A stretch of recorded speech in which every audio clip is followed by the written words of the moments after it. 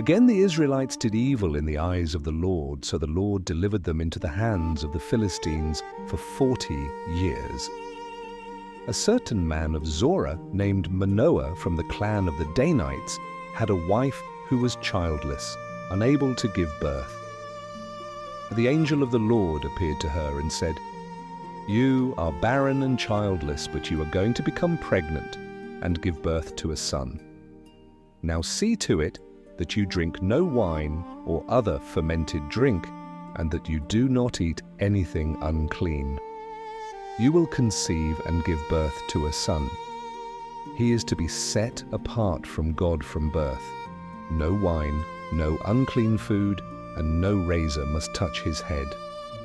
He will begin to deliver Israel from the hand of the Philistines."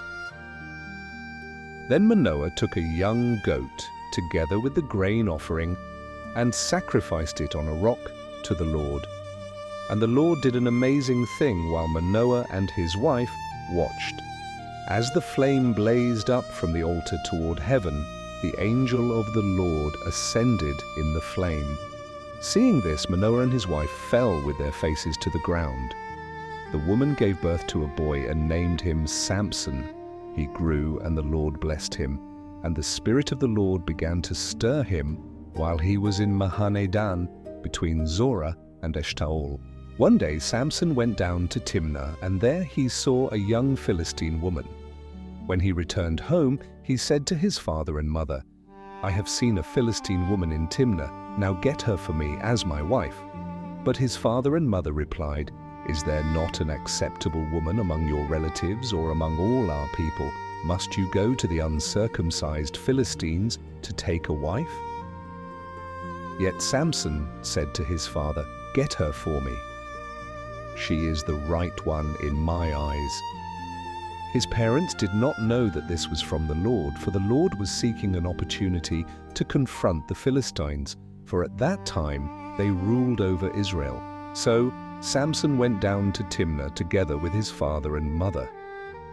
As they approached the vineyards of Timnah, suddenly a young lion came roaring toward him. The Spirit of the Lord came powerfully upon him, so that he tore the lion apart with his bare hands, as he might have torn a young goat. But he told neither his father nor his mother what he had done. Then he went down and talked with the woman, and he liked her. Some time later, as he returned to marry her, he turned aside to see the lion's carcass, and in it was a swarm of bees and some honey. He scooped the honey with his hands, eating as he went.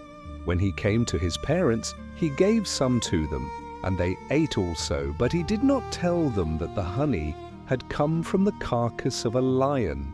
His father went down to see the woman, and Samson prepared a feast there, as was customary for young men. When the people saw him, they provided 30 companions to be with him.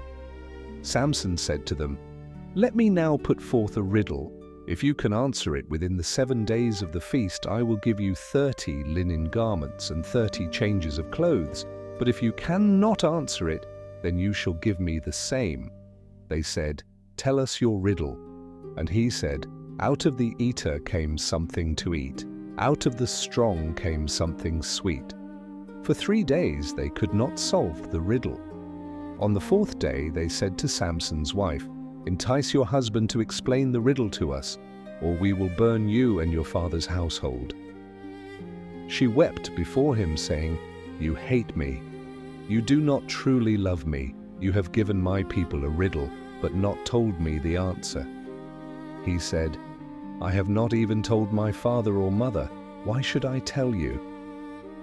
She wept the 7 days of the feast, and on the 7th day he told her, because she pressed him so.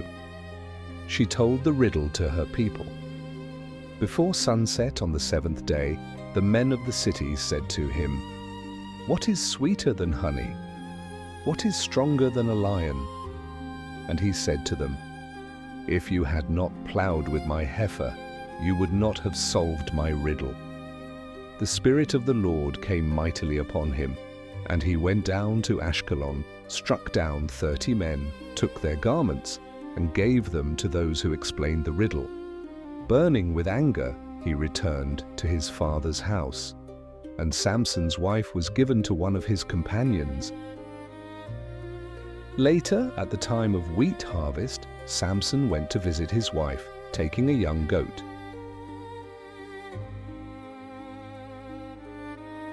But her father said, "I thought you hated her, so I gave her to your companion. Is not her younger sister more beautiful? Take her instead." Samson replied, "This time I will be blameless when I harm the Philistines." So he caught 300 foxes, tied them tail to tail in pairs, fastened a torch to each pair, lit the torches, and released them into the standing grain of the Philistines. He burned up their shocks, standing grain, vineyards, and olive groves. The Philistines asked, "Who did this?" They were told, "Samson, because his wife was given to his companion." So they went and burned her and her father to death. Samson said, "Since you have acted like this, I will not stop until I have my revenge." He attacked them viciously and slaughtered many. Then he went down to live in the cave in the rock of Etam. The Philistines came up and camped in Judah. 3,000 men of Judah went to the cave and said, "Do you not know the Philistines rule over us? What have you done?" Samson answered, "I only did to them what they did to me." They said, "We have come to bind you and hand you over." He said, "Swear to me you will not kill me yourselves." They agreed, bound him with 2 new ropes, and led him up from the rock.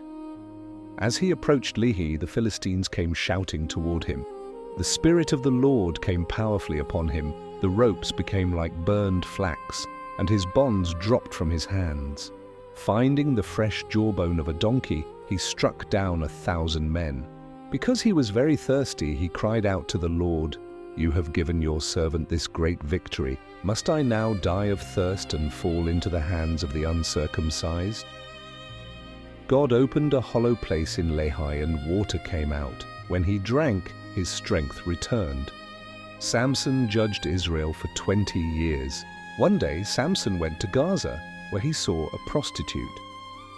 He went in to spend the night with her.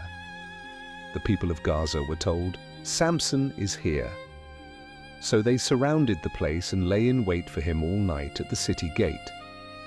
They made no move during the night, saying, "At dawn we'll kill him." But Samson lay there only until the middle of the night. Then he got up and took hold of the doors of the city gate, together with the 2 posts, and tore them loose, bar and all. He lifted them to his shoulders and carried them to the top of the hill that faces Hebron. Some time later, he fell in love with a woman in the valley of Sorek, whose name was Delilah. The rulers of the Philistines went to her and said, "See if you can lure him into showing you the secret of his great strength, and how we can overpower him, so we may tie him up and subdue him. Each one of us will give you 1,100 shekels of silver." So Delilah said to Samson, "Tell me the secret of your great strength and how you can be tied up and subdued." Samson answered her, "If anyone ties me with 7 fresh bowstrings that have not been dried, I'll become as weak as any other man." Then the rulers of the Philistines brought her 7 fresh bowstrings that had not been dried, and she tied him with them. With men hidden in the room, she called to him, "Samson, the Philistines are upon you." But he snapped the bowstrings as easily as a piece of string snaps when it comes close to a flame. So the secret of his strength was not discovered. Then Delilah said to Samson, "You have made a fool of me. You lied to me. Come now, tell me how you can be tied." He said, "If anyone ties me securely with new ropes that have never been used, I'll become as weak as any other man." So Delilah took new ropes and tied him with them. Then, with men hidden in the room, she called to him, "Samson, the Philistines are upon you." But he snapped the ropes off his arms as if they were threads. Delilah then said to Samson, "All this time you have been making a fool of me and lying to me. Tell me how you can be tied." He replied, "If you weave the 7 braids of my head into the fabric on the loom and tighten it with the pin, I'll become as weak as any other man." So while he was sleeping, Delilah took the 7 braids of his head, wove them into the fabric, and tightened it with the pin. Again she called to him, "Samson, the Philistines are upon you." He awoke from his sleep and pulled up the pin and the loom with the fabric.